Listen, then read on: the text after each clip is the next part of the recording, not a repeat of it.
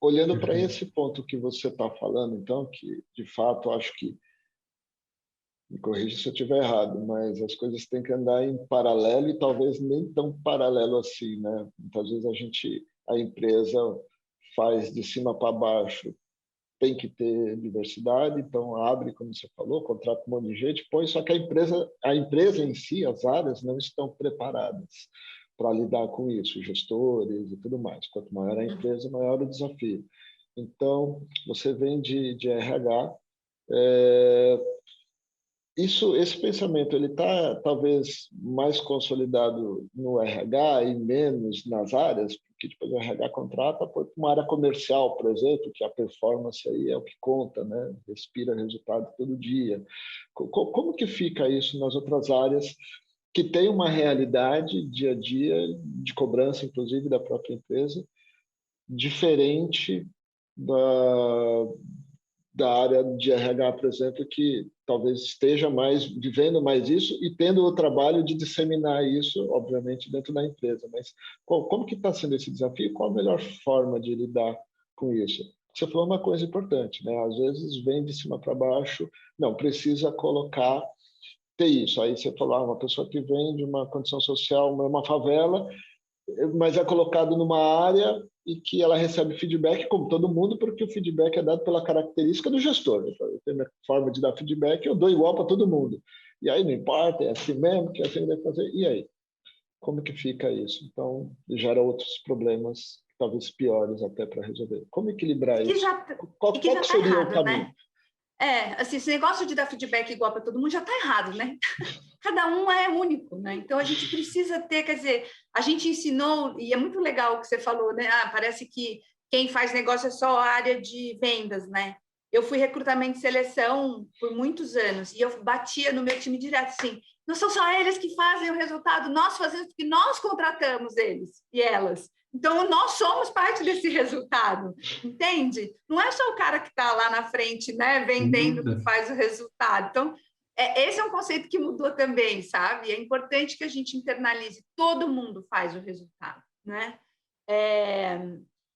Mas tem uma coisa, Márcio, que é assim, né?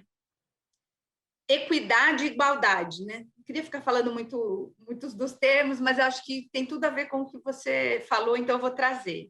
Igualdade é quando você tem exatamente a mesma coisa para todo mundo, dizendo, olha, está aqui, por exemplo, um benefício, uma bolsa de estudo, né?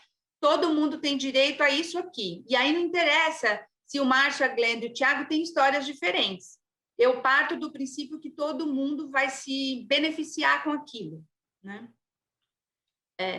Que em muitos momentos sim, mas em muitos momentos não. Num país tão desigual quanto o nosso, as pessoas não tiveram as mesmas oportunidades, então elas não vão usufruir dos benefícios da mesma maneira, né?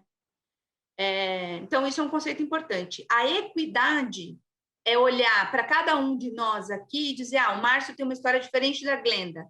Então, talvez para o Márcio, essas características de benefício sejam melhores e para a Glenda tais outras, porque para as características de vida dela, isso é melhor. E o gestor deveria fazer isso, na verdade, né? Se nós somos um time, o gestor deveria olhar para cada um de nós e dizer, olha, eu percebo que quando o Thiago tem um feedback com mais exemplos e mais no detalhe, ele reage melhor. Então, para o Thiago, eu tenho essas características no feedback, entendeu? A Glenda, eu percebo que, nossa, quando o filho dela está mal na escola, ela fica mais sensível. Então, talvez a gente precisa fazer um acolhimento primeiro e depois dar o feedback. Sabe assim? Que não é nada demais. Na verdade, a gente está falando de respeito, né? E aí, quando a gente põe no perfil plural, imagina uma pessoa que vem de uma condição social diferente da que a gente costuma ver nas grandes organizações, né? Com uma série de privilégios e tal. É óbvio que ela não vai entender o feedback na mesma proporção. É óbvio que ela é diferente, porque ela tem uma condição de vida diferente, porque ela veio de uma estrutura diferente. Então, o gestor ele precisa se disponibilizar quase que emocionalmente mesmo, tá? Para poder fazer esse engajamento, sabe? Então, as empresas precisam fazer a mesma coisa, Márcio, entender essas características, né? Principalmente na perspectiva de equidade, e aí fazer a inserção, né, das políticas, das práticas, né, da cultura, como a gente já falou várias vezes, refletindo um pouco do que é essa população interna, né? Se eu tenho um grupo muito grande de LGBTs, por exemplo, talvez eu precise fazer um tipo de acolhimento. As minhas políticas, né? Elas devem ter um determinado olhar para este público. Se eu estou falando do público de pessoas negras, né? Talvez eu precise ter uma adaptação da política, principalmente quando a gente diz com relação à educação. Então, eu preciso incentivar. Então, as empresas elas precisam ter essa visão. E como que a gente consegue isso? Não é só top-down, é bottom-up também, entendeu? As pessoas precisam falar. Por isso que os grupos de afinidade são tão importantes dentro das empresas, porque são, no final das contas, a voz da organização dizendo isso funciona, isso não funciona. E, para fechar, isso não é uma agenda de RH, isso é uma agenda transversal de negócio. Então, muitas empresas já contratam uma pessoa de diversidade e inclusão separado do RH para buscar fazer essa agenda transversal, sabe?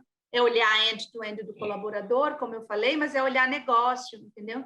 É fazer treinamento para liderança, mas é também ouvir os colaboradores, e aí você faz essa mistura toda, sabe? É uma grande alquimia no final, acho que é por isso que me encanta.